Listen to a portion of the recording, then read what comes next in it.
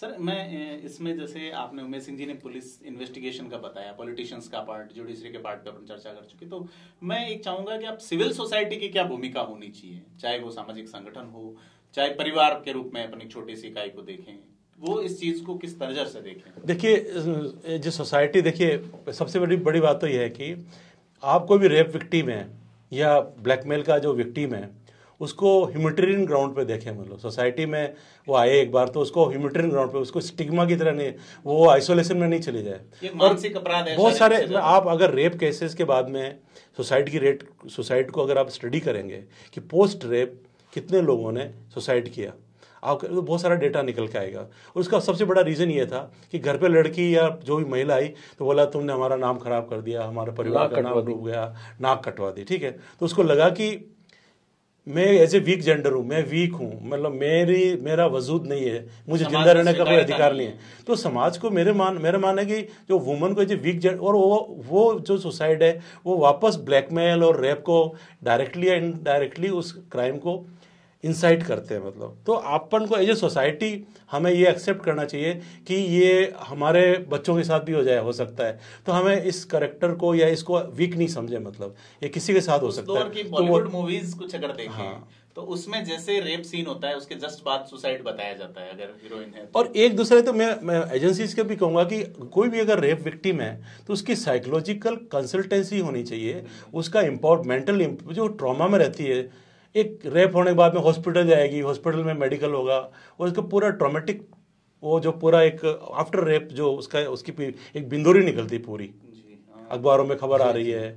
अब फॉर्चुनेटली अब नाम मीडिया ट्रायल जो है, मीडिया ट्रायल भी एंड देन हॉस्पिटल के अंदर जाने में रेप के बाद में जो मेडिकल होता है वो पूरा सब दो साथ में लोग जा रहे हैं, उसको पुलिस की गाड़ी में बिठा के ले, instead of we call the victim and take her to the hospital, the forensic van वो स्पोर्ट पे जानी चाहिए और इन्वेस्टिगेशन ऑन स्पोर्ट होने के बाद में लेडी को पुलिस स्टेशन पे नहीं आना पड़े, लेडी को हॉस्पिटल तक नहीं जाना पड़े अनलेस एंड अनटिल उसका कोई ट्रीटमेंट वैसे नहीं, जैसे दिल्ली के केस में हुआ। अगर ऐसा नहीं हो तो उसको उसके जिस एनवायरमेंट में वो जो सोसाइटी में रह रही उसको वहां से पिक नहीं करना चाहिए।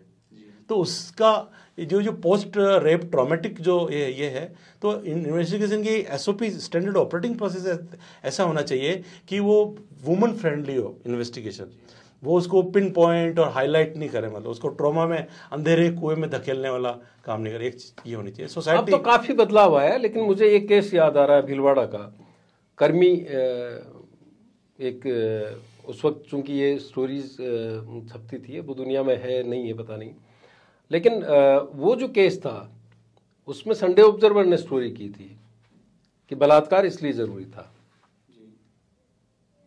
बलात्कार किस सेंस में? इन्वेस्टिगेशन के नाम पे दो मेल चौकी में लेकर के जाते हैं उसको और फिंगर टेस्ट करते हैं। तो अब तो चीजें काफी बदली है और हमें उम्मीद करनी चाहिए कि और तेजी से बदलेंगी।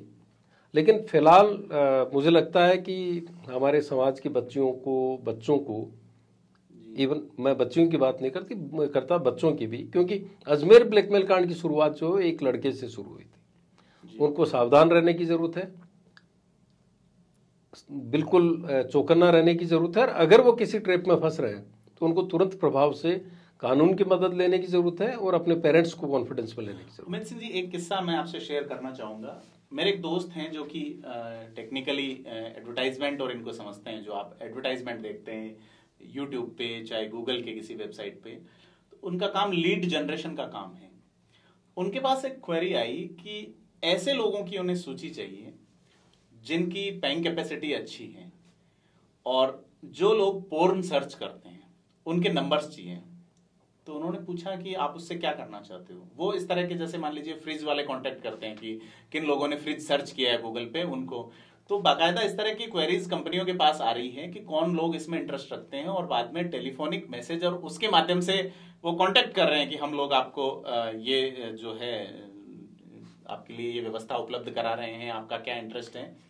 और इसको डिजिटली अगर अपन देखें कि आपका एक वीडियो कॉल आता है आपके पास में, कंटिन्यू वो ऑडियो कॉल करते हैं। कई लोग जो वीडियो कॉल नहीं उठाते कंटिन्यू ऑडियो कॉल करते हैं। जैसे आपने वीडियो क्लिक किया, आपका 3 सेकंड का चेहरा आ जाएगा और उसके बाद अगला उसको मॉफ्ट करके चला देगा। राजस्थान सरकार के कैबिनेट मिनिस्टर का एक वीडियो आया था कुछ दिनों पहले, तो इन जो टेक्नोलॉजी का इस तरीके से इस्तेमाल हो रहा है या और किस किस तरीके से, अभी तो मुझे लगता है चुनाव तक कई सीढ़ियां और आने वाली है जिनकी चर्चाएं हो रही है, खासतौर पर पश्चिमी राजस्थान में।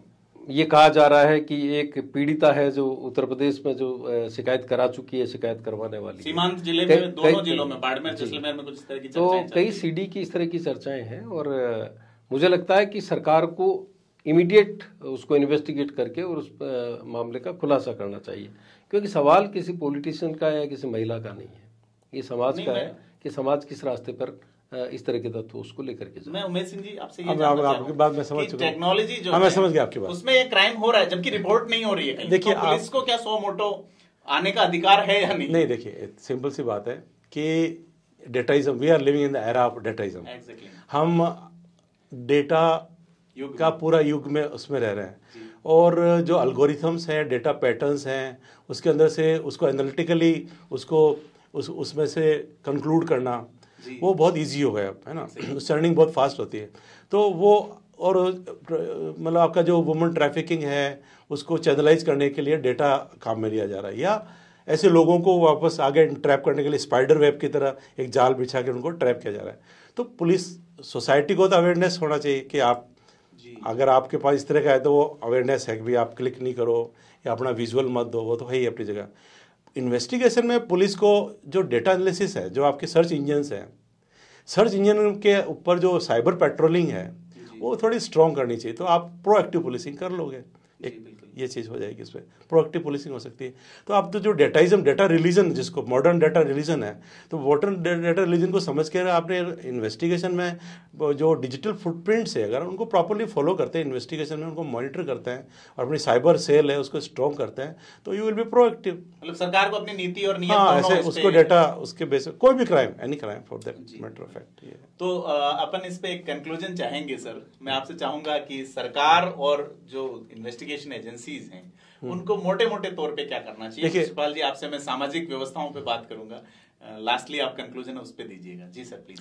मैं सामाजिक व्यवस्था में बात, देखिए अपनी सोसाइटी बड़ी कॉम्प्लेक्स है, हमारे यहाँ पब खुल रहे हैं, बार खुल रहे हैं, ठीक है, लड़के लड़कियां पब में जा रहे हैं, बार में जा रहे हैं, डांस कर रहे हैं, ड्रिंक्स ले रहे हैं, मतलब एक व्हीकल में 3 लड़के, 2 लड़कियां या बहुत सारी लड़कियां, 4 लड़के ऐसे एक साथ ट्रेवल कर रहे हैं, ठीक है। हमारी वैल्यूज, हम जिन वैल्यू को परसीव करते हैं वो तो वेस्टर्न है, और हम खड़े हुए हैं ट्रेडिशनल पे, ठीक है।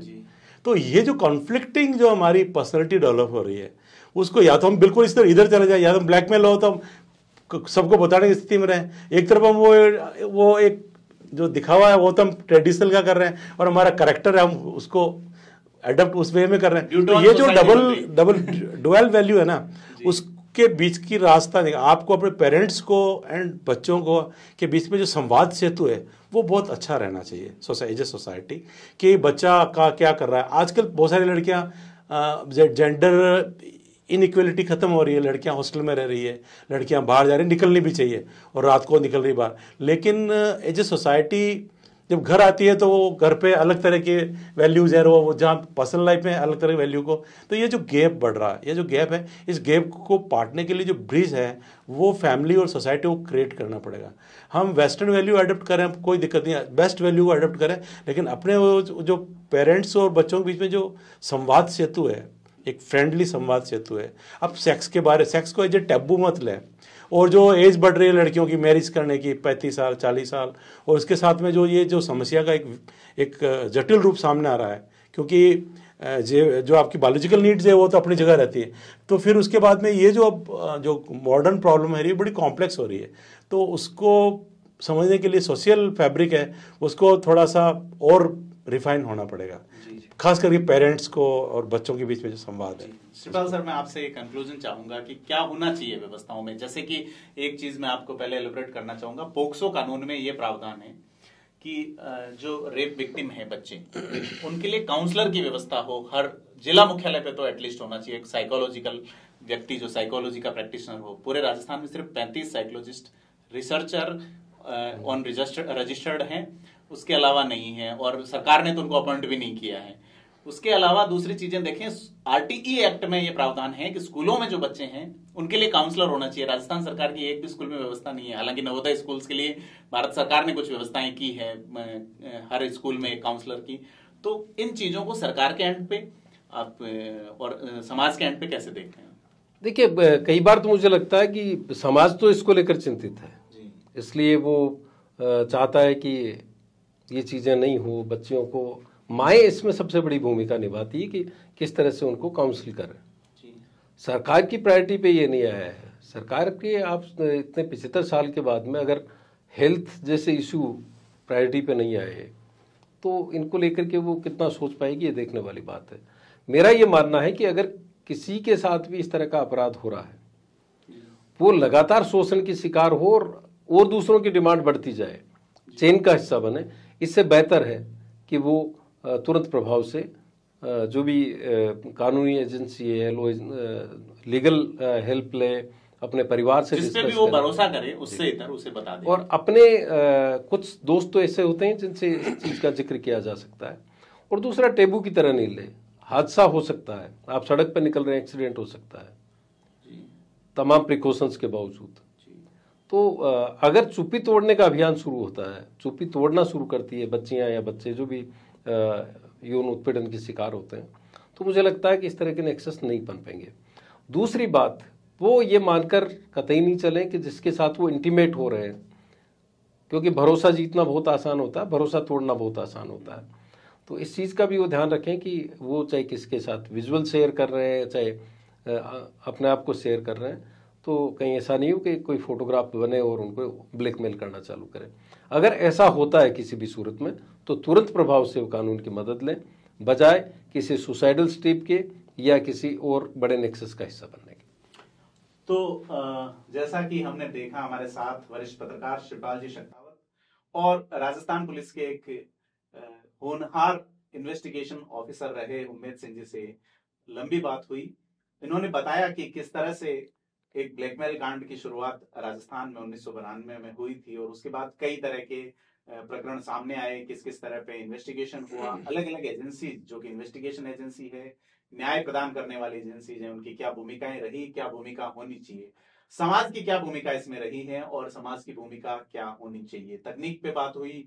तकनीक में आप लोग अगर ये मान के चलते हैं कि आप पे कैमरा हमेशा नजर रख रहा है, तो फिर आप सावधान रहेंगे।